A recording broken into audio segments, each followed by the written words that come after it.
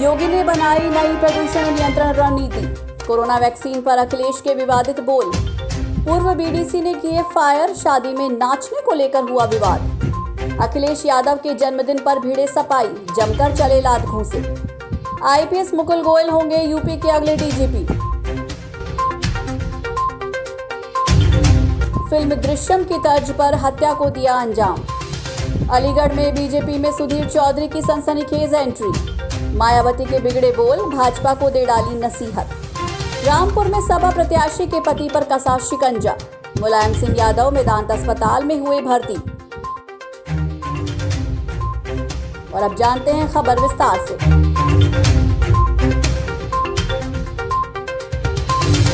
योगी की प्रदूषण नियंत्रण रणनीति। मुख्यमंत्री ने बुधवार को प्रदेश के 17 नॉन अटेनमेंट शहरों में वायु प्रदूषण नियंत्रण और वायु गुणवत्ता में सुधार के संबंध में समीक्षा के दौरान कहा कि वायु प्रदूषण नियंत्रण के लिए सभी संबंधित विभाग और संस्थाएं प्रभावी पहल करते हुए बेस्ट प्रैक्टिसेस को परस्पर साझा करें।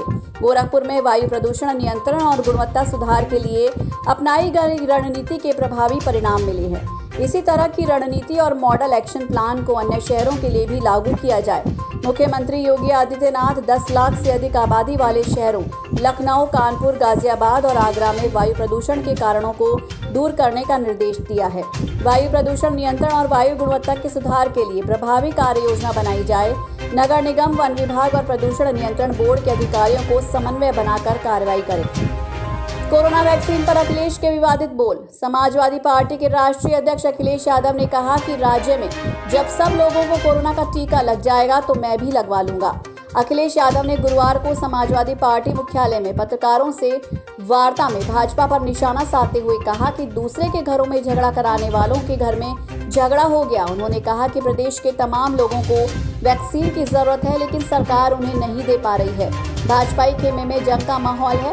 भाजपा के लोग जनता का सामना नहीं कर सकते, इसलिए जानबूझकर घर का झगड़ा कर रहे हैं। भाजपा में जो समीक्षाएं हो रही हैं वो हवाबाजी है। भाजपा अपने वायदों की समीक्षा कब करेगी?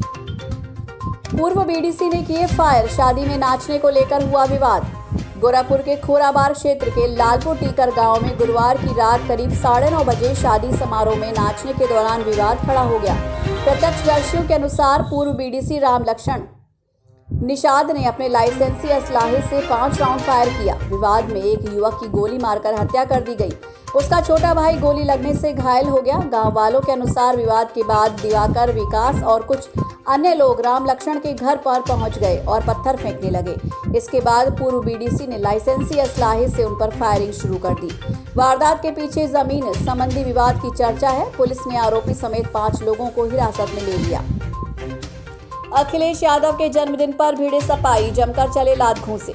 रामपुर में होने वाले जिला पंचायत अध्यक्ष सीट के प्रभारी बने नेता प्रतिपक्ष राम गोविंद चौधरी गुरुवार शाम के राष्ट्रीय अध्यक्ष के जन्मदिन के कार्यक्रम में पहुंचे। अखिलेश यादव के जन्मदिन के कार्यक्रम में पहुंचे नेता प्रतिपक्ष राम गोविंद चौधरी के सामने ही सपाई आपस में भिड़ गए। सर्किट हाउस में पार्टी के पूर्व जिला अध्यक्ष जयवीर सिंह यादव और पूर्व महासचिव संजीव यादव के बीच पहले कहासुनी हुई और फिर बात लात घूंसों तक पहुंच गई। पूर्व महासचिव ने कहा कि जिला पंचायत अध्यक्ष सीट हारने की पोल नेता प्रतिपक्ष के सामने न खुल जाए, इसलिए साजिशन उनके साथ मारपीट की गई। घटना को लेकर जब पूर्व जिला अध्यक्ष जयवीर सिंह यादव से बात की तो उन्होंने कहा कि मेरा इस मामले में कोई लेना देना नहीं था। कार्यकर्ताओं का संजीव और मुकेश से विवाद हुआ, जिसको मैंने आकर निपटाया। मुझे बदनाम करने के लिए ये सब किया जा रहा है। आईपीएस मुकुल गोयल लेंगे यूपी के डीजीपी का चार्ज। प्रदेश सरकार ने बुधवार को राष्ट्रपति के गैलेंट्री पदक से नवाजे गए मुकुल गोयल को प्रदेश के डीजीपी पद पर नियुक्त किया था। प्रदेश के डीजीपी मुकुल गोयल शुक्रवार को पदभार ग्रहण करने लखनऊ पहुंच रहे हैं। वर्ष 1987 बैच के आईपीएस मुकुल गोयल केंद्रीय प्रतिनियुक्ति पर बीएसएफ में एडीजी ऑपरेशंस के पद पर तैनात हैं। IPS Mukul Goyal electrical engineer के साथ एमबीए भी हैं और यही नहीं, उन्होंने डिजास्टर्स मैनेजमेंट में डिप्लोमा भी किया है। वो वाराणसी, मेरठ के साथ ही गोरखपुर, हाथरस, आजमगढ़ में एसएसपी पद पर तैनात रह चुके हैं। अब यूपी में तैनाती के बाद उन पर निष्पक्षता से विधानसभा चुनाव कराने की जिम्मेदारी है। उनका प्रदेश पुलिस के विभिन्न पदों पर रहते हुए कार्य करने का लंबा अनुभव है। फिल्म दृश्यम की तर्ज पर हत्या को दिया अंजाम। अजय देवगन की दृश्यम से आइडिया लेकर आगरा के सुरेश चौहान के बेटे सचिव चौहान की हत्या को अंजाम दिया गया। हत्या की योजना पिछले 1 महीने से बनाई जा रही थी। रशियन डांसर का डांस दिखाने का लालच देकर बुलाया गया पार्टी में शव बरामद भी नहीं हो, इसलिए कोरोना बताकर अंतिम संस्कार भी कर दिया गया। वर्ष 2015 में आई अजय देवगन की फिल्म दृश्यम से आरोपियों ने यह आइडिया लिया कि लाश न मिले तो पुलिस कुछ नहीं कर सकती है। पुलिस की फाइल में सचिन गुमशुदा ही रहेगा। इसके पीछे मास्टरमाइंड चाइना से लौटे कारोबारी सुमित आसमानी था। 25 वर्षीय सचिन चौहान 21 जून को लापता हुआ था।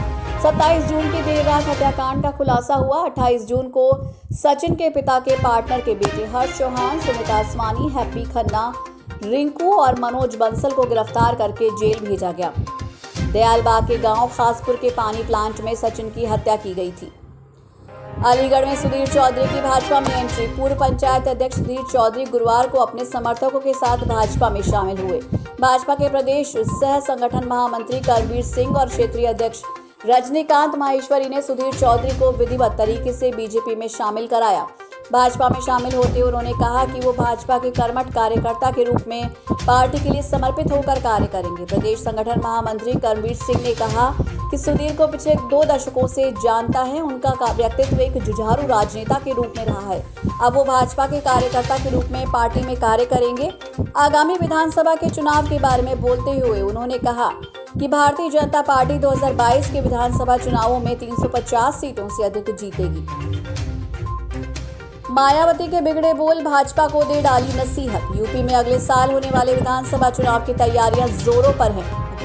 बहुजन समाज पार्टी की प्रमुख मायावती ने गुरुवार को एक के बाद एक ट्वीट करते हुए बेरोजगारी का मुद्दा उठाया और कहा कि यदि भाजपा भी कांग्रेस के नक्शे कदम पर यूं ही चलती रही तो उसकी भी वही दुर्दशा होगी जो कांग्रेस की हुई। उन्होंने कहा कि यूपी और पूरे देश भर में करोड़ों युवा और शिक्षित बेरोजगार लोग सड़क किनारे पकौड़े बेचने और अपने जीवन यापन के लिए मजदूरी करने पर मजबूर है। मायावती ने कहा कि बीएसपी देश में नौजवानों के लिए ऐसी भयावह स्थिति पैदा करने के लिए केंद्र में बीजेपी के साथ साथ कांग्रेस को भी बराबर का जिम्मेदार मानती है। कांग्रेस ने लंबे अरसे तक यहां एक छत्र राज किया। इस दौरान अपने कार्यकलापों की भुक्तभोगी बनकर कांग्रेस केंद्र और यूपी सहित कई राज्यों को भी सत्ता से बाहर हो गई। यदि बीजेपी भी कांग्रेस पार्टी के नक्शे कदम पर ही चलती रही तो इस पार्टी की भी वही दुर्दशा होगी जो कांग्रेस की हुई है। मायावती ने कहा कि भाजपा को इस बारे में गंभीरता से सोचना चाहिए। उनकी ऐसी नीतियों और कार्यकलापों से ना तो जन कल्याण हो रहा है और ना ही देश की आत्मनिर्भरता संभव हो पा रही है। रामपुर में सपा प्रत्याशी के पति पर कसा शिकंजा। रामपुर में जिला पंचायत अध्यक्ष पद के लिए सपा प्रत्याशी नसरीन जहां के पति और सपा नेता रऊफ पर 15.67 लाख का जुर्माना लगाया गया है।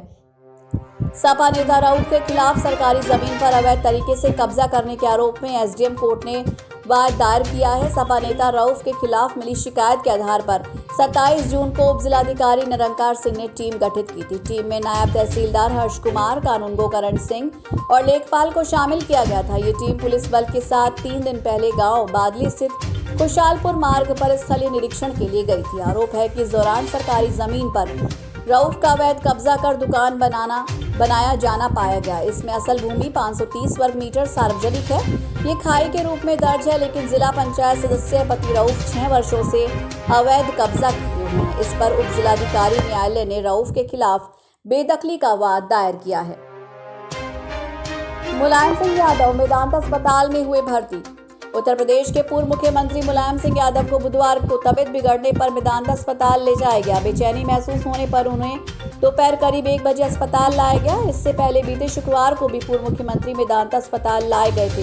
दोपहर 12 बजे से लेकर रात 9 बजे तक वो अस्पताल में थे। इससे पहले अगस्त में मुलायम सिंह यादव को पेशाब की नली में संक्रमण के बाद लखनऊ स्थित मेदांता अस्पताल में भर्ती करवाया गया था। सपा अध्यक्ष अखिलेश यादव और उनकी पत्नी डिंपल ने अस्पताल जाकर मुलायम सिंह यादव का हाल चाल पूछा। रेमडेसिविर की कालाबाजारी, फरार केजीएमयू का छात्र गिरफ्तार। कोरोना के दूसरी लहर के दौरान रेमडेसिविर इंजेक्शन की कालाबाजारी करने वाले केजीएमयू नर्सिंग तृतीय वर्ष के छात्र रितांशु मौर्य को मानक नगर पुलिस ने गिरफ्तार किया है। उसकी तलाश में पुलिस ने बाराबंकी में कई बार दबिश दी। डीसीपी मध्य डॉक्टर ख्याति गर्ग के मुताबिक 23 अप्रैल को मानक नगर पुलिस ने हसनगंज निवासी कौशल कुमार शुक्ला, क्वीन मैरी का staff nurse Rakesh Kumar Tiwari, KGMU nursing के छात्र विकास चंद्र दुबे और लॉरी कार्डियो के टेक्नीशियन अजीत आजाद को गिरफ्तार किया था। पुलिस के दबिश देने पर केजीएमयू नर्सिंग तृतीय वर्ष का छात्र बाराबंकी रामनगर निवासी रितांशु मौर्य फरार हो गया था। रितांशु के मुताबिक अस्पताल में भर्ती कोविड मरीजों के लिए इंजेक्शन मंगाए जाते थे, जिसे वो लोग चोरी कर बाजार में बेच देते थे। तहजीबुल हसन रेमडेसिविर इंजेक्शन उपलब्ध कराता था। रितांशु मौर्य पर कानूनी औपचारिकता पूरी करने के बाद रासुका लगाने की अनुशंसा की जाएगी। बैंक लूट का 50,000 इनामी गिरफ्तार। फूलपुर के करखियां स्थित पंजाब नेशनल बैंक की शाखा के प्रबंधक फूलचंद राम की हत्या और लूट के चर्चित मामले में एक और आरोपी को गिरफ्तार किया गया है। गिरफ्तार आरोपित पर 50,000 रुपए का इनाम घोषित था। पुलिस ने गाजीपुर के शादियाबाद थाना क्षेत्र के सुरौरपुर निवासी धीरेन्द्र सिंह के पास से लूट के 4.5 लाख रुपए भी बरामद किए हैं। हत्या और लूट के बाद धीरेन्द्र सिंह अपने साथी राजू पंडित के साथ रुपए लेकर भाग निकला था। धीरेन्द्र के इशारे पर ही राजू पंडित ने शाखा प्रबंधक की कनपटी पर गोली मारकर हत्या की थी। पुलिस ने बताया कि आरोपित के पास से तमंचा, 2 कारतूस भी बरामद किए गए हैं। सभी आरोपितों की गिरफ्तारी की जा चुकी है और घटनास्थल से बरामद 27 लाख रुपए के अतिरिक्त लूटे गए रुपए में से कुल 18,750 रुपए की बरामदगी की जा चुकी है। सर्विलांस सेल की रिश्वत का ऑडियो वायरल। मेरठ की सर्विलांस टीम ने कुछ माह पूर्व शहर के कई हिस्सों में चोरी के मोबाइल के संबंध में दुकानों पर छापेमारी की थी। आरोप है कि इसी मामले में सर्विलांस टीम के कुछ सदस्यों ने रिश्वत की डिमांड की। एसएसपी आवास पर बनाई गई सर्विलांस टीम की रिश्वत की मांग का ऑडियो वायरल हुआ। ऑडियो में पुलिसकर्मी और एक व्यापारी के बीच बातचीत हो रही है। ऑडियो क्लिप में बातचीत करने वाला पुलिसकर्मी व्यापारी से पैसा मांग रहा है। कुछ रकम दे भी दी गई थी, जिसका खुलासा ऑडियो में किया गया। इस बातचीत की जानकारी पुलिस अधिकारियों को भी लगी थी, लेकिन मामला दबा दिया गया। अब ये ऑडियो सोशल मीडिया पर सामने आया है। मामले में सर्विलांस टीम के कुछ पुलिसकर्मियों की भी भूमिका सामने आई है।